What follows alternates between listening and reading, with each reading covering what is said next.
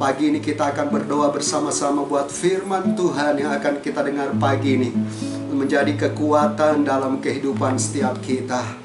Mari kita berdoa. Bapa Surgawi, terima kasih buat pagi yang indah ini. Pagi yang dahsyat, pagi yang luar biasa. Pagi yang tidak membuat Tuhan semangat kami patah.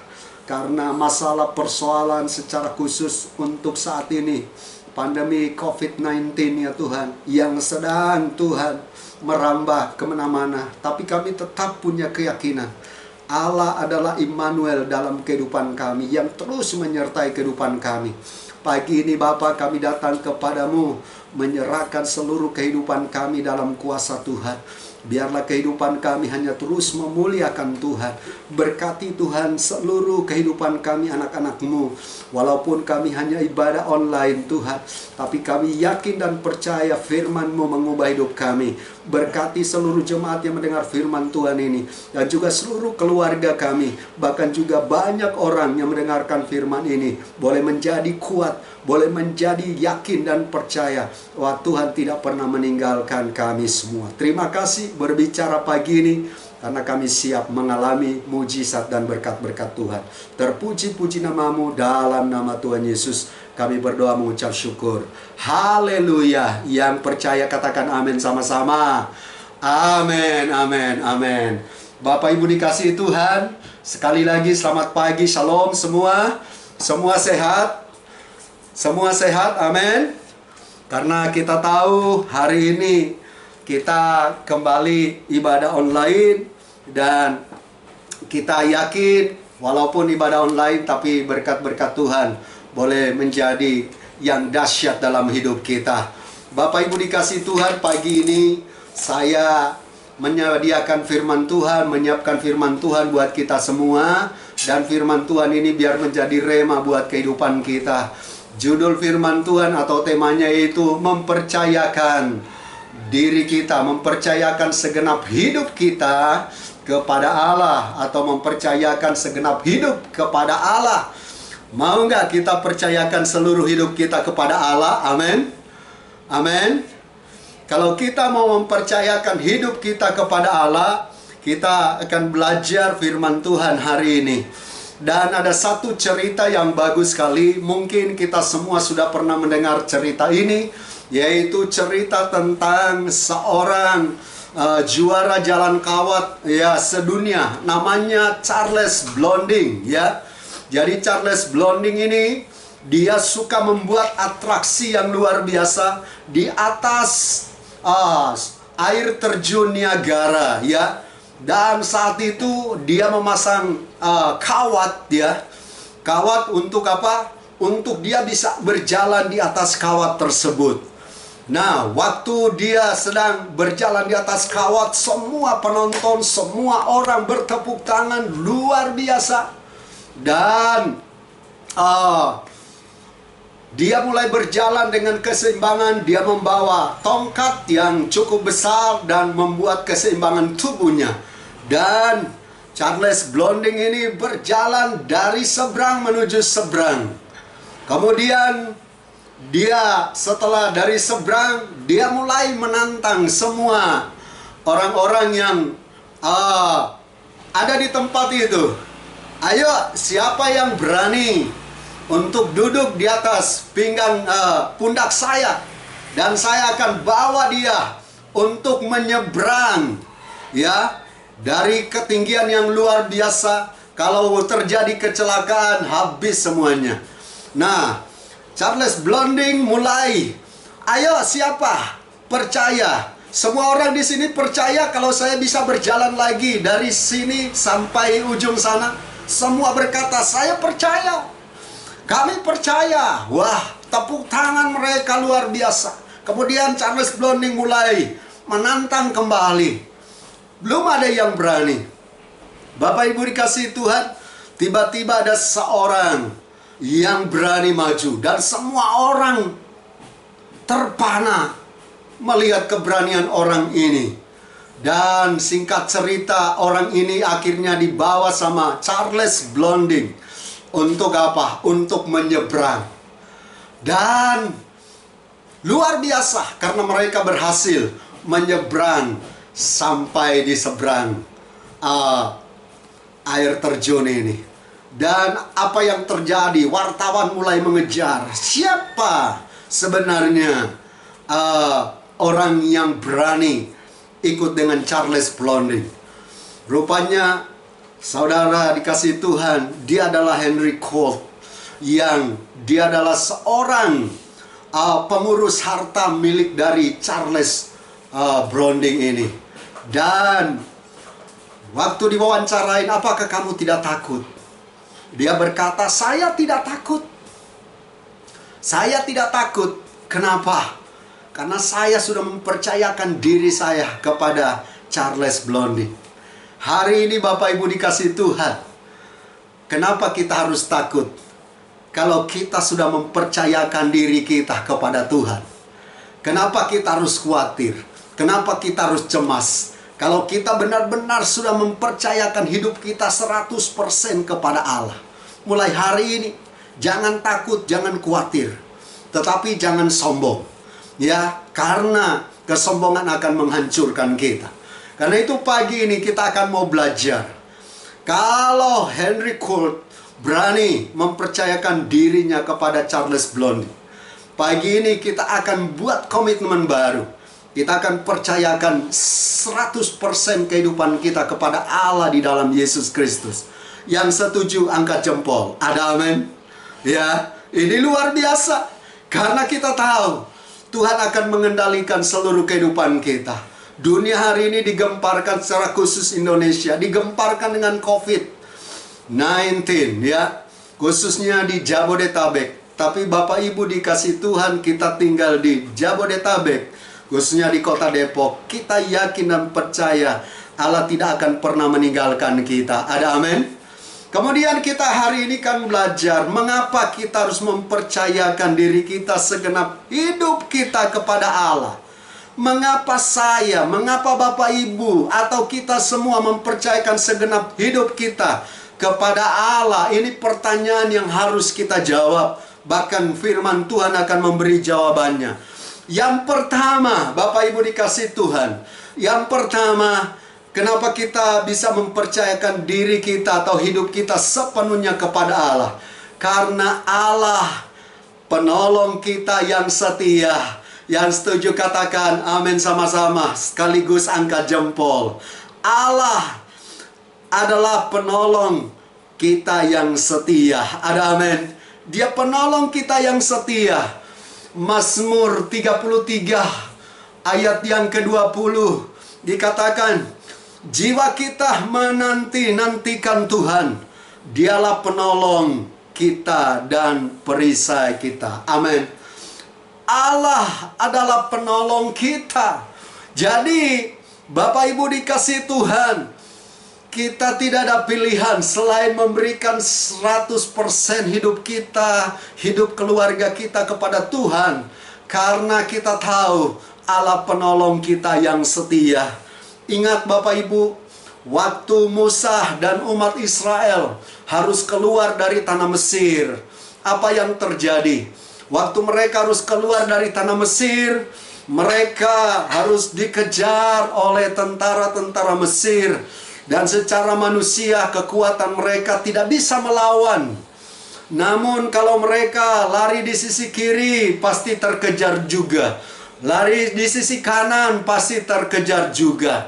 Kemudian di depan mereka harus menyeberang laut. Bapak Ibu dikasih Tuhan, saat itu tidak ada kapal yang bisa menampung umat Israel yang jumlahnya cukup besar, mencapai 3 juta penduduk yang saat itu sedang keluar dari Mesir. Tidak ada pilihan. Kesulitan yang menghadang mereka, kesulitan yang menghadang mereka. Tapi lihat, masih ada pertolongan Tuhan.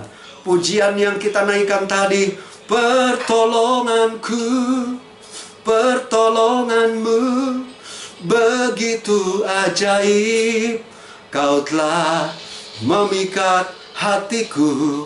Pertolongan Tuhan begitu ajaib dalam kehidupan kita. Bapak Ibu dikasih Tuhan, mulai hari ini jangan khawatir, jangan takut, jangan cemas. Tetapi sekali lagi saya selalu ingatkan, jangan sombong, tetap rendah hati, tetap dekat Tuhan, karena Tuhan siap menolong kita. Alkitab berkata, walaupun 1000 rebah di sisimu, 10.000 di kananmu. Ayat 8 dari Mazmur 91 mengatakan, ayat 8, kita hanya menonton saja. Artinya apa? Karena Tuhan memproteksi kehidupan kita. Jadi hari ini, kenapa kita mau mempercayakan hidup kita 100% kepada Tuhan, kepada Allah? Karena Yesus penolong kita yang setia. Dia tidak pernah meninggalkan kita sedetik pun. Dia tidak pernah meninggalkan kita begitu saja. Dia akan terus melindungi kita.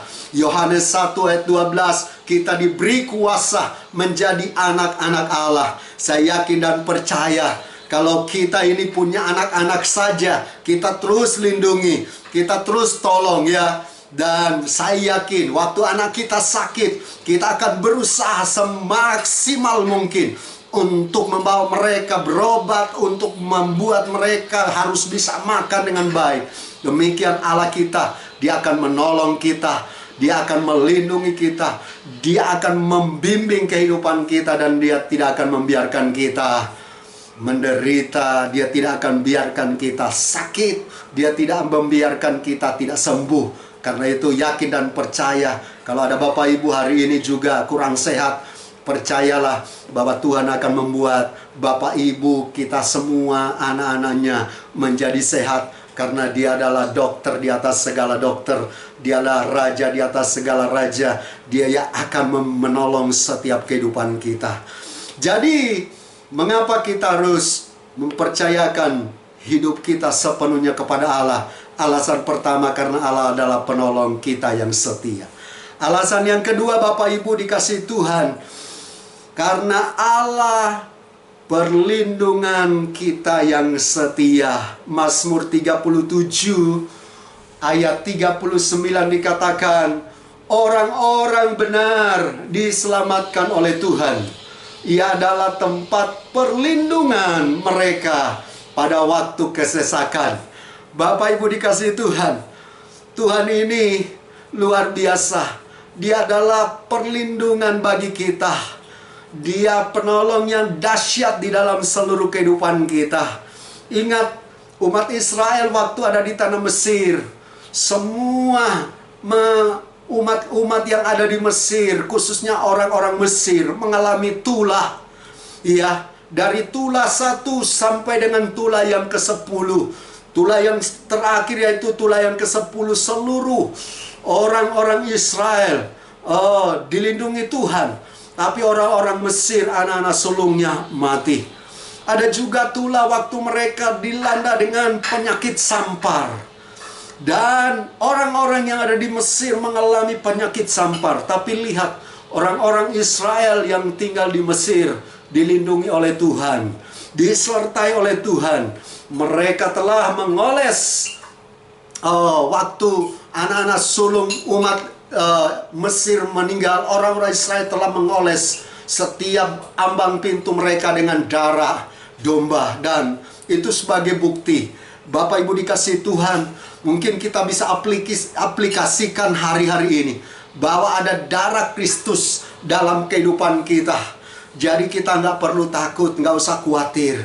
Jangan selalu kita khawatir. Walaupun kita mungkin nonton di media TV, ada banyak korban hari-hari ini terjadi karena COVID-19 atau Corona yang saat ini sedang melanda. Tapi ingat, sebagai anak-anak Tuhan, kita tetap bersekutu dengan Tuhan. Dan kita tetap yakin bahwa Tuhan adalah perlindungan kita yang setia. Yang setuju katakan amin. Angkat jempolmu, karena keyakinanmu akan membuat kita benar-benar meyakini akan kuasa Tuhan. Tuhan akan menjadi perlindungan yang luar biasa. Tuhan akan menolong kita. Setiap kita keluar dari rumah, setiap kita mungkin ke pasar, kita harus ke mall untuk belanja kebutuhan-kebutuhan kita. Ingat, jangan khawatir, jangan takut. Percaya bahwa Tuhan pasti melindungi kita. Tuhan melindungi langkah-langkah kita. Saya ingat waktu saya dan juga Pak Luki, waktu itu kami, saya lupa, tapi belum lama tahunnya, tapi waktu itu kami sedang mengajak anak-anak remaja, anak-anak muda untuk olahraga futsal. Dan saya ingat waktu itu kami membawa kendaraan, dan tiba-tiba kendaraan kami sudah parkir di luar lapangan futsal, di halaman lapangan futsal. Ada yang keluar dari dalam halaman futsal, dan tidak tahu, tiba-tiba saya tergerak untuk masukkan kendaraan saya. Ya, dan disitulah saya mengalami kecelakaan, dan Pak Luki sebagai saksi hidup. Dan itu saya bersyukur setelah peristiwa itu. Nah, waktu saya mau masukkan kendaraan itu, karena saat itu belum lancar bawa kendaraan, masih lagi proses belajar. Tiba-tiba kendaraannya bukan direm, malah saya gas dan benar-benar maju begitu kencang. Dan di depan seharusnya sebelum saya mau masukkan itu banyak anak-anak yang berkumpul. Itu terjadi di daerah Depok Timur ya, di seberang kolam renang itu ya, Tirta, itu terjadi di sana. Dan tiba-tiba kendaraannya meluncur sampai ke dalam lapangan futsal. Dan saya sudah panik, jadi saya sudah tidak tahu apa-apa. Dan yang menarik, karena kendaraan itu tidak satupun tiang yang saya tabrak. Tapi seperti mungkin Tuhan masih melindungi saya, masih menolong saya. Dan itu jalan di dalam lapangan futsal, tapi di antara tiang-tiang. Dan tiba-tiba terhenti kendaraannya. Dan saya kaget, karena di kolong mobil itu ada satu sepeda motor yang diseret oleh mobil. Jadi saya ngebayangin kalau nggak ada sepeda motor itu dan jadi tertahan, mungkin akan menabrak dan nembus rumah orang lagi, dan pasti saya akan parah. Tapi lihat, pertolongan Tuhan, perlindungan Tuhan sempurna dalam kehidupan saya. Walaupun saya harus rugi karena harus mengeluarkan uang sekitar 12 juta saat itu, dan saya cuma bersyukur karena Tuhan masih melindungi saya. Bapak Ibu dikasihi Tuhan, hari ini kita harus punya iman, kita harus punya keyakinan bahwa Tuhan kemanapun kita berada, Tuhan selalu melindungi kita. Ada amin? Ini luar biasa. Orang Israel dilindungi Tuhan, orang Israel disertai Tuhan. Dan saya yakin dan percaya Tuhan juga pasti melindungi kita. Saya ingat juga hambanya Pak Luki pernah cerita kepada saya bahwa dia pernah membawa mobil juga. Tiba-tiba mobilnya begitu kencang juga, dan ada anak yang menyeberang. Dan Pak Luki katakan bahwa itu remnya diinjak sampai habis, dan Pak Luki jantungnya udah gemetar. Dan dahsyat, kesaksiannya juga luar biasa. Karena perlindungan Tuhan, itu anak ada di kolong mobil. Waktu diangkat anaknya nggak apa-apa. Nah, ini pertolongan Tuhan. Ini perlindungan Tuhan yang dahsyat. Kalau nggak, Pak Luki sudah dipenjara. Karena pasti terjadi musibah yang besar. Tapi lihat, anak-anaknya selalu dilindungi oleh Tuhan. Tempatkan diri kita, tempatkan hidup kita sebagai anak-anak Allah yang terus mengalami perlindungan Tuhan. Nah, musibah-musibah ini itu tidak disengaja, tetapi itu terjadi. Dan saya yakin dan percaya kita juga mungkin banyak mengalami musibah masalah, tapi selalu ada perlindungan Tuhan. Kita yakin dan percaya hari ini dan seterusnya perlindungan Tuhan akan menjadi nyata bagi kita. Anak-anak kita dilindungi oleh Tuhan, dan Tuhan akan menjadi pelindung yang setia dalam kehidupan kita. Yang terakhir, Bapak Ibu dikasihi Tuhan, kenapa kita harus mempercayakan sepenuhnya hidup kita kepada Allah? Alasan yang ketiga, karena Allah adalah penyelamat kita yang setia. Allah adalah penyelamat kita yang setia. Di dalam Yohanes 3:16, karena begitu besar kasih Allah akan dunia ini, sehingga ia mengaruniakan anaknya yang tunggal, supaya setiap orang yang percaya kepadanya tidak binasa, melainkan beroleh hidup yang kekal. Dalam Mazmur 79 dikatakan, tolonglah kami ya Allah, penyelamat kami, demi kemuliaan namamu, lepaskanlah kami, ampunilah dosa kami, oleh karena namamu. Ini dahsyat Bapak Ibu dikasih Tuhan. Allah adalah penyelamat kita. Bukan hanya menyelamatkan kita selama kita di dunia ini, tapi Dia memberi janji. Yohanes 3:16, Dia memberikan keselamatan yang kekal kepada kita, anak-anaknya.